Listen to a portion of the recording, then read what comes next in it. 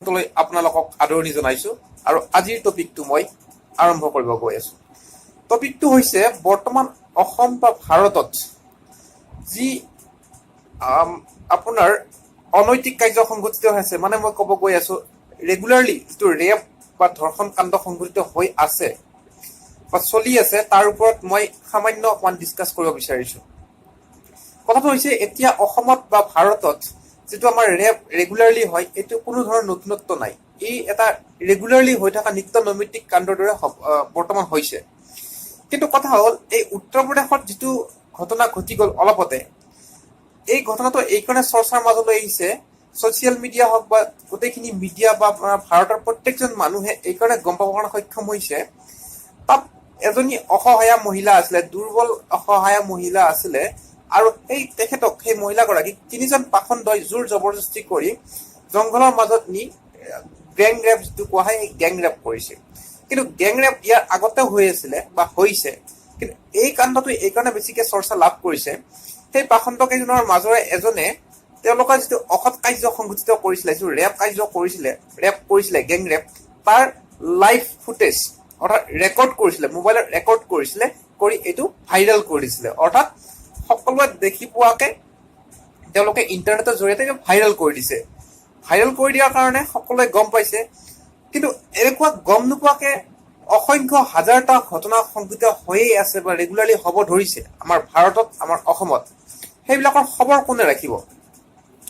আৰু কথাটো হৈছে, যিটো ৰেপটো ডাঙৰ এটা কি কোৱা যায়, এইটো আপোনাৰ একদম এটা ডাঙৰ পানিছেবল এটা ক্ৰাইম হয়। মানুহে এতিয়া ৰেপ কৰি কোনো ভয় নকৰে যে তেওঁলোকৰ কিবা পানিচমেণ্ট হ'ব। সেই ৰেপ কৰা কাৰ্যটোক আজিকালি মানুহে কি কৰিছে, মোবাইলৰ জৰিয়তে ৰেকৰ্ড কৰি তাক সমাজৰ মাজত এৰি দিছে মানুহে চাবৰ কাৰণে। অৰ্থাৎ এটা বুজাব নোৱাৰা ধৰণৰ তেওঁলোকে তৃপ্তি লাভ কৰিছে এই কাৰ্যটোৰ জৰিয়তে।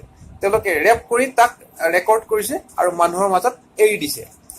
এতিয়া কথাটো হ'ল, আমাৰ অসম বা আমাৰ ভাৰতবৰ্ষৰ যিটো আইন ব্যৱস্থা, যিটো আইনী ব্যৱস্থা কিমান দুৰ্বল, এই আইন ব্যৱস্থাৰ মাজত কিমান সুৰুঙা আছে, তাকে এইবিলাক কথাই বৰ্তমান প্ৰমাণ কৰি দিছে। চ' এনেকুৱা এটা ঘটনা যেতিয়া ভাইৰেল হৈ পৰে, তেতিয়া এই ঘটনাটো অকল দেশৰ চাৰিসীমাৰ মাজতে সীমাবদ্ধ হৈ নাথাকে, ই দেশৰ সীমা পাৰ হৈ বিদেশলৈকে যায়। অৰ্থাৎ আমাৰ ভাৰতবৰ্ষৰ যিটো নাম বা সুনাম, ই এক নম্বৰ কথা দুৰ্নামলৈকে পৰিণত কৰিছে। দুই নম্বৰ কথা, এইবিলাক দেখাৰ পিছত মানুহৰ মানসিকতা আৰু বিকৃত হৈ পৰিছে। এতিয়া মানুহে ছোৱালী হওক বা নাৰী হওক, ইভেন আজিকালি 70 বছৰীয়া বুঢ়ী মানুহ এজনীও এনেকুৱা পাখণ্ডবিলাকৰ হাতৰ পৰা হাত সাৰি যোৱা দেখা নাযায়। চ' তেওঁলোকে এটা অনিশ্চয়তাৰ মাজত জীৱন কটাব লগা হৈছে। মই এই কথাখিনি এইকাৰণে কৰো, ইয়াত কোনো ধৰণৰ নতুনত্ব নাই। অলৰেডি এইটো ভিডিঅ' বা গোটেই নিউজ বা গোটেই মিডিয়াত ভাইৰেল হৈ পৰিছে। তথাপিও মই এইকাৰণে মোৰ মনৰ ভাৱটো প্ৰকাশ কৰিলো।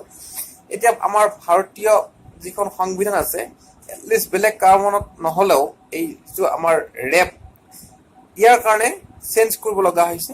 আৰু চেঞ্জ কৰি যিয়ে ৰেপ কৰে তাক এসপ্তাহ বা 10 দিনৰ ভিতৰত যদি ফাঁচীৰ ব্যৱস্থা কৰা নহয়, তেনেহলে এনেকুৱা ধৰণৰ ঘটনা সংঘটিত হ'ব।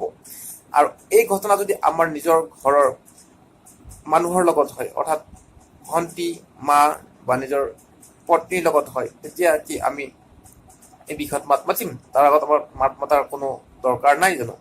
চ' যাৰ ৰেপ হৈছে বা যোন ভিক্টিম হয়, তেওঁতো কোনোবা নহয় কোনোবা এজনৰ মা বা ভনী কিবাজন বা পত্নী কিবা এটা হয়।